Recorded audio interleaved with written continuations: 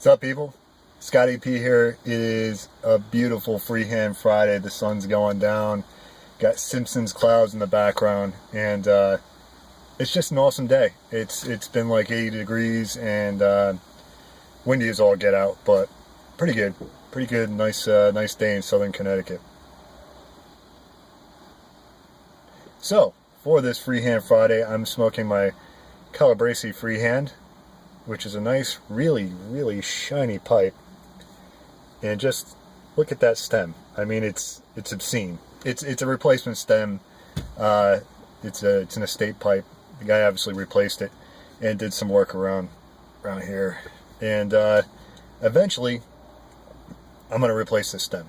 Been learning a lot about fixing up the old estate pipes, and I actually just got my first benchtop buffer. And I should have all the accessories coming today when I get home.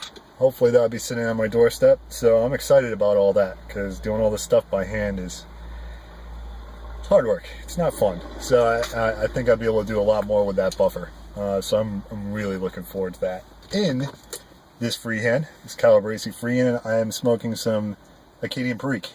And got this at the Pipe Nook, and I'm just totally stoked about it because it has November 2014 on the back of this, and that's awesome. I mean, Eddie hasn't been branching out too long with all the tobaccos, and here's some aged tobacco, so that's an awesome win for me. I'm so totally psyched about that. So eventually I'll find out what the fresh stuff tastes like, but this is awesome.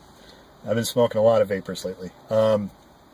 Lately, I've been smoking just a lot of straight Virginias when it was really super hot out, and even a little bit of aromatics. It was nice enough to get some Cult Militia from Luke of the Cave. Love those people, of the family, and I dig it. There's like a lot of body to it, let alone the nice aroma.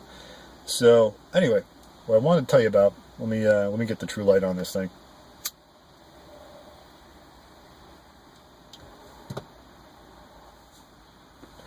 Apart from my just, what I've been doing lately, rambling and stuff, is a little story about my first gig as a musician, back when I was 16 years old, long time ago. My second band. My first band was, I couldn't even drive yet. I'd get dropped off to band practice, and we'd play in the drummer's finished basement, and we played a lot of Rush and The Doors. Candlebox was big at the time. Anyway, my second band, right after I got my license, we played a lot of, I told you a little bit about this before. Those guys were seriously into Kiss, and I just wanted to be in a band that played out. So we played a lot of Kiss. Green Day was just coming on the scene at the time, so we played a lot of Green Day. And what else? Live, the band Live, which has a place in the story. So I forgot to turn off my ringer. Sorry, folks. Voxer is a calling. So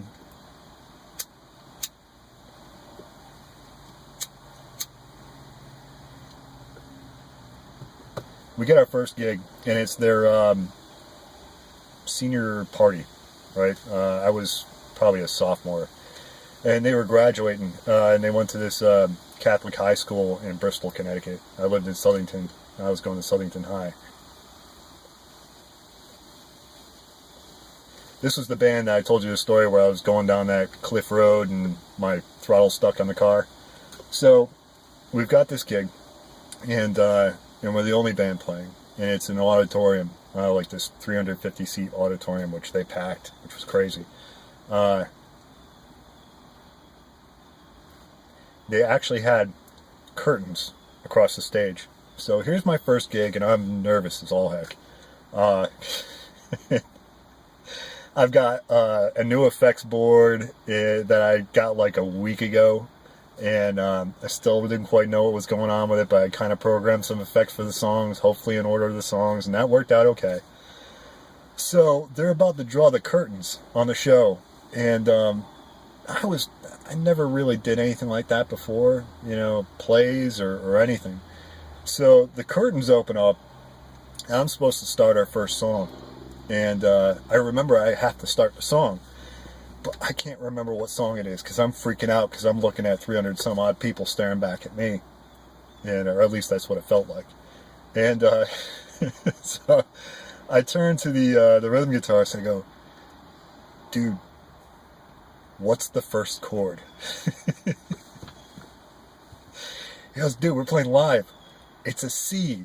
So finally I snapped into it, and the rest of the show went off without a hitch. I had a blast. I was running around on stage having a good time, nailed all my solos, even though I really hadn't listened to Kiss before I joined this band, like maybe a month before.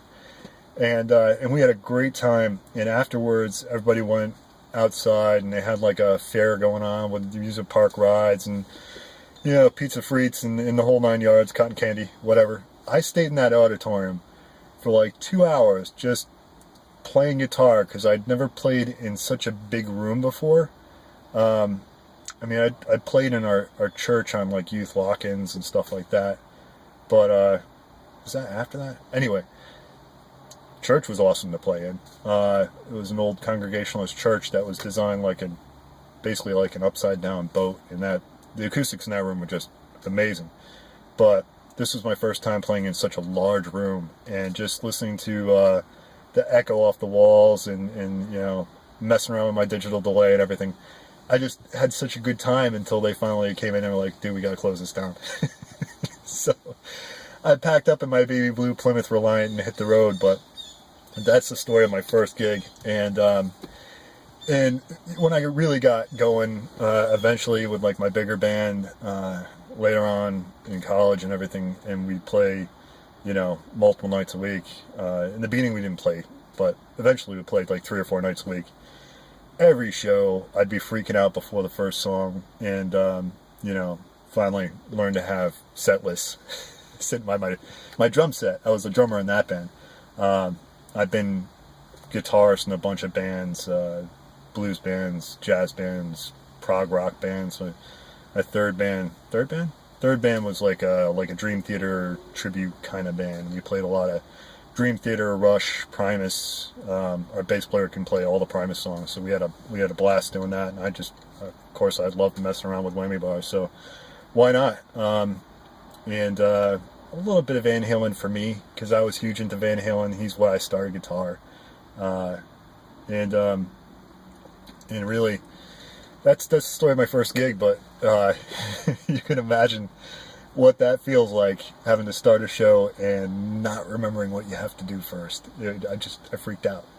So anyway, folks, thanks for joining me on this lovely Freehand Friday, and I'm gonna go enjoy the sunset. I hope you all are safe and happy, and especially our folks down south. I've heard from most of you, and it sounds like you're getting things back together. So I'm very, very thankful for that.